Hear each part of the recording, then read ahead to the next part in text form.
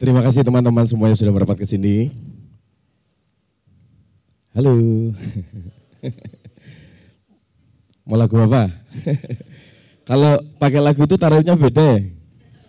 Jadi kita ngobrol aja. Tak kenal maka tak sayang. Jadi sebelumnya perkenalkan, senang sekali tadi mbaknya nyebut nama asli saya. Nama saya Erik Kristianto. Apa? Kalau yang ini namanya Erik Sukamti. Mirip nggak? Ya, gak apa-apa. Kalau ini Erik Sukamti, ini Erik Kristianto. Dan dalam beberapa menit ke depan saya akan membantu menceritakan, memperkenalkan siapa Erik Sukamti. Sudah siap? Kita refreshing dulu ya. Karena menurut informasi, Mas Erik Sukamti ini punya banyak hobi. Salah satunya adalah diving. Aman. Mana ya kan? Saya bisa menyebut kalau Mas Erik Sukamti itu manusia paling beruntung. Dikasih Tuhan hobi yang akhirnya bisa menjadi pekerjaan. Hobinya terbang juga, hobinya bikin film juga, hobinya traveling juga, jalan-jalan kemana-mana yang akhirnya juga jadi pekerjaan juga. Gitu. Kemudian Mas Erik Sukamti itu juga punya band, namanya Endang Sukamti. Seperti Gudeg dan Bakpia, Endang Sukamti adalah aset Yogyakarta untuk Indonesia. Nih vokalisnya. Kemudian Mas Erik Sukamti ini juga punya YouTube channel. Dia mengupload setiap hari video dokumenter tentang hidupnya dia. Yang orang bilang sekarang itu vlog. Nah, kurang lebih kurikulum vitae Mas Erik Sukamti itu seperti ini. Kebaca enggak? Skill dari musik, beliau bisa menjadi musik director, bass vokal, audio production, terus filmmaker juga, film director, visual ada video editing, color grading, animation, visual effect, workshop juga bisa. Penghargaan yang terakhir beliau dapatkan adalah The Innovator 2016 versi Rolling Stone. Habis ngasih award, majalahnya bubar. Makanya nggak dapat penghargaan lagi, itu terakhir 2016 tuh. Movement terakhir 2018 dia membuat trip Salam Indonesia dengan misi pengarsipan aset budaya Indonesia. Hobinya, nah ini hobinya banyak sekali nih Mas Erik ini. Ada fotografi, diving, motor, ada juga terbang.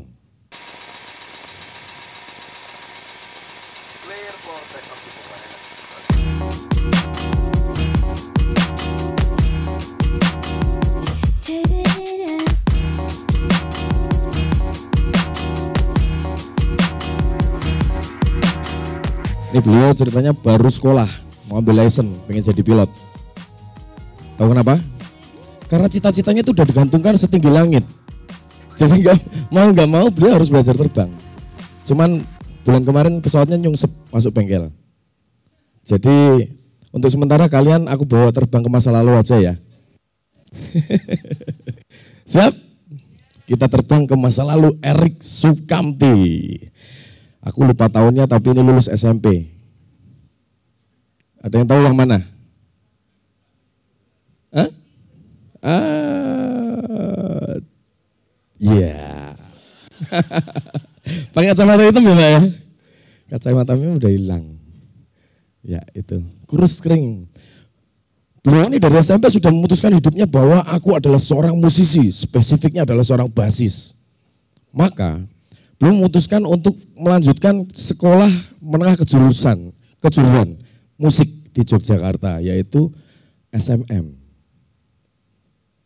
Pas ya, passionnya musik, dia masuk sekolah musik. Akan tetapi, di luar ekspektasi teman-teman. Yang pertama, di pikiran dia itu nanti akan ngeband, jadi kayak slang, jadi kayak netral. Gitu. Ternyata di situ harus dites dulu. Gak asal kamu ambil bass terus kamu langsung sekolah nanti jadi artis. Diseleksi. Wah, karena aku punya pengalaman bagus loh nge-bass. Aku pamer-pamer solo-solo. Gurunya udah senyum-senyum tuh. Wah keren nih. Ternyata ditolak. diarahkan menjadi pemain trompet. Kebayang kan? Datang dengan penuh semangat, ternyata sampai sana, kamu kurang cocok basis, mendingan trompet. Kenapa? Yang pertama, konstruksi bibir saya itu tebal. Bagus, gitu katanya, untuk menghasilkan suara trompet yang merdu. Yang kedua, menurut guru saya, pemain trompet itu prospeknya bagus. Pemain bass, banyak saingan. Oh benar juga ya. Nah, karena saya nggak berani mundur, saya tuh bisanya maju kayak penyu.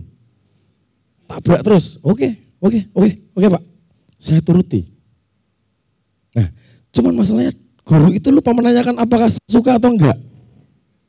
Jadi udah nggak ada pilihan lain, saya maju terus pokoknya. Yang kedua, ada masalah lagi. Menggunakan sistem kurikulum itu membuat saya panik. Karena di SMM itu tidak hanya diajarkan musik, tapi juga matematika dan pelajaran lain. Di musik solfeggio, 9. Teori musik 9. Matematika, migrain. Begitu masuk langsung tidur. Akhirnya saya gagal. Tuh kan tidur. Saya dipanggil untuk dikeluarkan. Akhirnya saya di DO oleh wali kelas saya sendiri, namanya Bu Sukamti. Dan itu menjadi sejarah bagaimana band yang namanya Endang Sukamti yang kalian dengarkan itu terjadi. Asal usulnya dari ibu guru saya. Putus sekolah, keluar dari SMM, coba tebak apa yang terjadi? Ayo toh. Hadiahnya sepatu nih. Hah? Mau contekannya enggak? Apa yang terjadi setelah Erik Sukamti dikeluarkan dari sekolah? Hari ini menjadi pembicara Buka Talk. Acara yang keren dengan pembicara yang keren-keren juga. Itu yang terjadi. Tepuk tangan dulu untuk Erik Sukamti. Tepuk tangan juga untuk Bukalapak. Nah, itu menyadarkan saya bahwa pendidikan itu ternyata tidak hanya sekolah. Karena yang terpenting dalam pendidikan adalah belajarnya. Sampai sini oke ya? Orang yang berpendidikan adalah orang yang belajar. Orang yang sekolah tinggi tapi tidak belajar berarti tidak berpendidikan. Nah itu yang membuat saya pede. Orang lulus sekolah, ayo band. Saya tetap main bass. Ini wujud saya waktu habis di DO. Trompet saya gadekan, saya belikan bass. Akhirnya saya jadi pemain bass. Nah beruntungnya saya di Yogyakarta namanya kota pelajar, saya bisa belajar dari mana aja. Dari senior-senior, dari band-band Yogyakarta, dari Adam Sound Seven. Saya nongkrong tinggal di studio, jaga studio, dapat ilmu juga. Nah itu yang menyadarkan saya bahwa yang paling penting itu pendidikan adalah belajarnya. Akhirnya kemarin kita sowan ke Ibu Sukamti. Nah itu bentuknya Ibu Sukamti itu. Kita minta doa restu, maaf namanya diambil. Ternyata beliau bangga. Ya toh tak tokke we. Untung kamu saya doa. Ya benar juga ya. Ini penampakannya Ibu Sukamti. Semakin tua ya. Anaknya enggak tua-tua itu. Nah, konsep itulah yang menjadi ide dasar untuk kita dan Sukamti membuat kampus yang namanya Das University. Sekolah minat dan bakat gratis. Sekolah yang ngajarin apa yang anak-anak kita suka aja. Kalau nggak suka, ya nggak usah belajar. Nggak suka, mau dicekokin kayak apapun muntah kan. Tapi kalau kamu tertarik untuk belajar matematika, silahkan. Tapi bukan menjadi kewajiban. Karena gagalnya Erik Sukamti di masa lalu, matematika itu menjadi sebuah keharusan.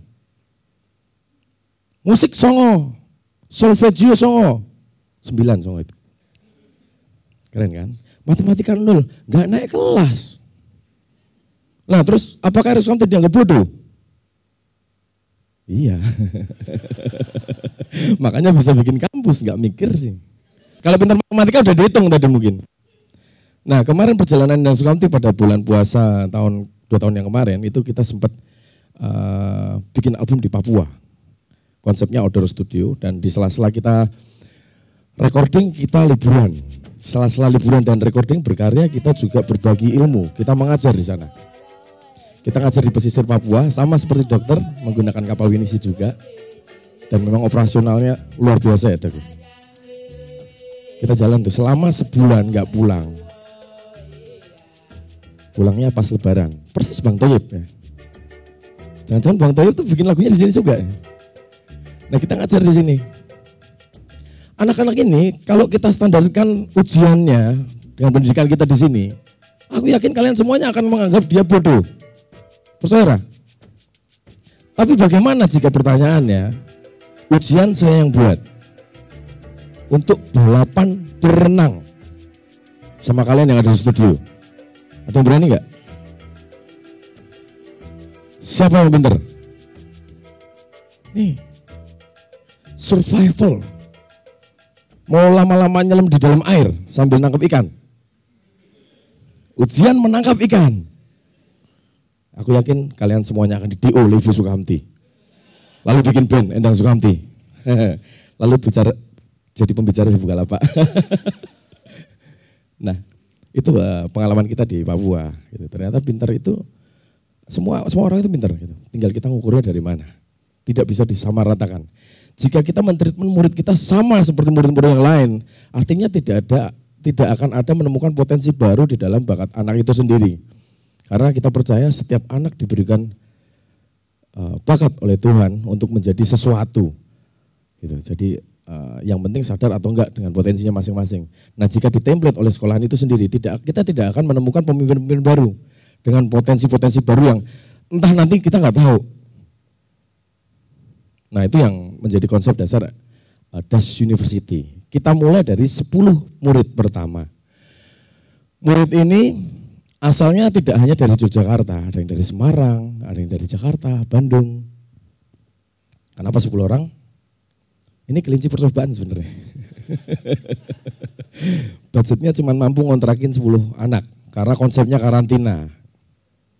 Gitu, semua tinggal dalam satu rumah yang kita kontrakkan di Jalan Wates, Jalan Goden waktu itu. Akhirnya dalam 3 tahun kita berhasil mengembangkan Das University sampai 122 murid. Tepuk tangan. Nah. Ada dari Makassar, ada dari Bali, semuanya tinggal di situ. Kemudian yang baru-baru ini dari setahun terakhir kita pindah. Alhamdulillah kita bisa beli tanah sendiri, ada di Jalan Wates. Kalian nanti kalau ke Yogyakarta boleh mampir. Ini adalah kampus baru Das University. Tepuk tangan lagi. Bagaimana dengan sistem pendidikan ya? Sebenarnya tadi sudah tak serempet-serempet. Kita menggunakan sistem karantina. Jadi semua murid kita karantina. Kenapa? Karena anak-anak ini akan terjaga mimpinya. Kalau pulang lagi, nanti turun ke jalan lagi, mabuk lagi, dia akan blur lagi, nggak fokus. Jadi kita sepakat dari awal, kalau memang kamu memilih jalan hidupmu seperti itu ya harus total. Melakukan hal dengan total akan mendapatkan hasil yang maksimal. Karantina kita lakukan di Das University. Nah kadang-kadang juga kayak gini, main game. Proses pendidikannya selama 1,5 tahun. Efektif kita menghabiskan silabus itu, kita pakainya silabus bukan kurikulum ya. Silabus itu mungkin 8 bulan. Sisanya digunakan untuk pengabdian. Masa pengabdian ini bisa dipakai untuk mengerjakan banyak proyek kolaborasi ataupun menjadi mentor untuk adik kelasnya. Jadi sebenarnya enggak semata-mata gratis ya kita berikan. Jadi mereka harus membayar dengan ilmu untuk adiknya. Itu. Beberapa yang ikut proyek juga akan membantu untuk bekerja mencari dana untuk mengerjakan proyek-proyek Das University. Gitu. Jadi ya kita sangat terbuka untuk diajak kerjasama. Bekerjalah dengan kita. Ya, dijamin mahal. Mahal dulu pokoknya. Setiap hari mereka akan membuat karya dengan hashtag 1 hari 1 karya. Kalian bisa cek di Instagram. Jadi karya-karya pendek ini. Itu untuk melatih jam terbang mereka. Karena animasi itu perlu latihan terus. Setiap hari satu karya. Di dalam industri beneran, nanti kalau kerja pun juga begitu. Satu animator itu hanya bisa mengerjakan mungkin 8-15 detik untuk satu harinya. Itu sebabnya industri film animasi itu membutuhkan banyak animator. Karena setiap hari satu animator itu cuma bisa mengerjakan gerakan, halo gimana Dit? Yuk bakso dulu. 15 detik selesai, itu satu hari. Kebayangkan kebutuhannya berapa? Sangat banyak sekali. Jadi untuk penentuan jurusan sebenarnya kita juga berkaca dengan outputnya juga, biar enggak mubazir. Nah, kenapa animasi? Karena waktu itu juga aku sempat terjun di dunia animasi untuk membantu proyek Adi Djowo Jarwo. Memang industri animasi di Indonesia itu sangat seksi dan sedang bagus-bagusnya, cuman tidak disupport dengan SDM yang baik. Maka dari itu saya memisahkan diri untuk fokus di pendidikan untuk menyiapkan SDM-nya. Jadi begitu lulus langsung bisa diserap. Ada juga 3D modeler. 3D modeler itu membuat modelnya. Jadi sebelum digerakkan itu yang buat 3D modeling. Membuat wujud seperti ini untuk segera digerakkan. Nah itu tugasnya 3D modeler. Terus ada visual effect dan programmer.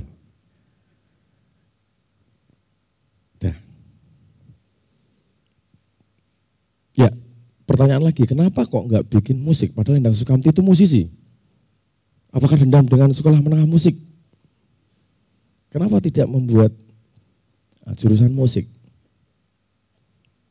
Karena Endang Sukamti pun bisa mengeband sampai detik ini. 18 tahun umur Endang Sukamti itu tidak pernah mengenyam bangku pendidikan sekolah bass. Artinya, karena di Jogja itu kota pelajar, musisi-musisi itu tidak ada masalah dengan ilmunya. Mereka bisa belajar dengan anak-anak SMM, lulusan SMM, anak-anak ISI, atau profesional lain gitu. Yang ada di Yogyakarta itu gampang untuk dimintain ilmu itu kalau Jogja itu gampang. Dan musisi Indonesia itu bagus-bagus, jadi tidak ada masalah. Masalahnya adalah di industrinya. Industri musik itu perlu bersekolah itu sebenarnya. Industri musik Indonesia itu perlu belajar. Jadi masalahnya bukan di SDM, jadi kita tidak membuat jurusan musik. Daripada nanti sekolah sini keluar jadi pengangguran lagi kan repot. Gitu. Syaratnya untuk masuk ke DAS University, yang pertama adalah minat, bakat, dan restu dari orang tua. Bakat itu penting, karena itu pemberian, gift. Kenapa perlu minat? Perlu passion, karena harus sinergi, mereka harus peka dengan apa yang diberikan Tuhan. Kemudian meminta restu dari orang tua. Karena mereka akan dikarantina selama 1,5 tahun. Ini orang tuanya pulang nih. Gak terima. Dan alhamdulillah sekali kita dipercaya banyak orang tua. Dari tadinya 10 murid, 122 murid. Generasi ke-6 ini, besok tanggal 29 ini kita akan tes untuk 620 orang calon murid. Kebayang enggak? Artinya sudah ada 620 orang tua ketipu. Pokoknya saya percaya karena Endang Sukamti kan gendeng ya. Gila enggak? Syaratnya tuh mereka harus datang loh bawa orang tuanya. Orang tuanya harus menyerahkan muridnya. Mau-maunya gitu. Ada yang dari Sumatera. Jadi saya ucapkan terima kasih untuk orang tua di rumah sudah percaya dengan anaknya. Ternyata kameranya sebelah sini. Mau diulang lagi Ibu? Ya, masih nggak pernah jalan-jalan, nggak bisa bercanda. Lalu bagaimana dengan pendanaan DAS University? Ini sering banget orang tanya. Pendanaannya dari mana ini? Pakai duit siapa ini? Korupsi ya? Iya, korupsi proyek sendiri. Jadi kita banyak melakukan kolaborasi lintas komunitas dan industri kreatif. Gitu. Nah beruntungnya Endang Sukamti itu kan punya komunitas yang besar yang namanya Kamtis Family dan Dasquad. Apa yang mereka punya ini berusaha untuk dikonversi menjadi sumber pendanaan Das University. Jadi kita ciptakan banyak produk souvenir Das University, dari tas, dari tas, dari jaket, dari kacamata. Hampir kita tidak pernah mengeluarkan model karena ini kolaborasi gitu, model dari pabrik tetangga, kita branding Das University, harganya kita naikkan 3 kali lipat. Untung. Jangan bilang-bilang ya. Ini maksudnya jangan nyesel ya, beli kaos. Gitu, jadi memang, tapi semuanya terbuka ya Mas ya. Aku sudah ngomong dari awal kalau kaos ini harganya 350.000 kan. Padahal kita bikinnya 50.000. Terima kasih sudah berdonasi untuk kampus Das University. Namanya siapa? Andika. Semoga nanti pulang dapat pacar. Terima kasih. Ya, itu kameranya Mas. Jadi produk-produk ini yang kita jual untuk komunitas kita. Harapan kita semoga juga kita bisa mendekatkan diri dengan fans. Yang namanya Kamtis Family, yang namanya Dasquad itu dilibatkan juga dalam movement Endang Sukamti. Supaya mereka tidak cuma nongkrong-nongkrong doang. Ada misinya. Endang Sukamti itu terkenal zaman dulu, fansnya itu pasti anak jalanan nih. Nakal nih, mabuk-mabukan nih. Nah, sekarang mereka patut berbangga karena Kamtis Family dan Endang Sukamti sudah bisa membangun kampus sendiri untuk teman-temannya sendiri. Tepuk tangan lagi.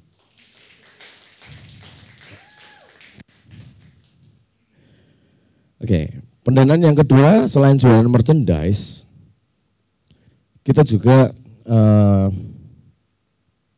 membuka banyak kerjasama untuk membuat proyek, gitu. Jadi dalam hal ini sekaligus untuk praktek mahasiswanya, itu kita menjadi sub studio dari beberapa studio-studio besar di Indonesia, di mana mereka itu juga langsung diserap gitu. Ada Lumine Studio, murid-murid kita itu diserap langsung kerja di Lumine, mengerjakan film-film Hollywood, Foxtrot, bangga toh. Ada yang diserap ke Surabaya, ada diserap ke TV, Jakarta sampai ke Batam. Jadi industri langsung bekerja sama dengan kita. Dengan begitu ilmunya akan sangat relevan sekali. Up to date seperti apa yang dibutuhkan industri pada saat ini. Murid-murid kita juga dapat ilmu. Selain dapat ilmu, kita juga dapat dana untuk membangun sekolah. Kurang lebih seperti itu. Bagaimana dengan donatur dan sumbangan? Ya kalau ada ya alhamdulillah. Rezeki kok ditolak. Tapi selagi kita bisa berusaha, kita tidak akan meminta-minta dan akan selalu berusaha untuk banyak bisa bekerja sama. Sepertinya sekian untuk hari ini. Terima kasih. Saya Rik Sukamti. Mandiri dalam bekerja, merdeka dalam berkarya. Matur nuwun. Buka aja Bukalapak.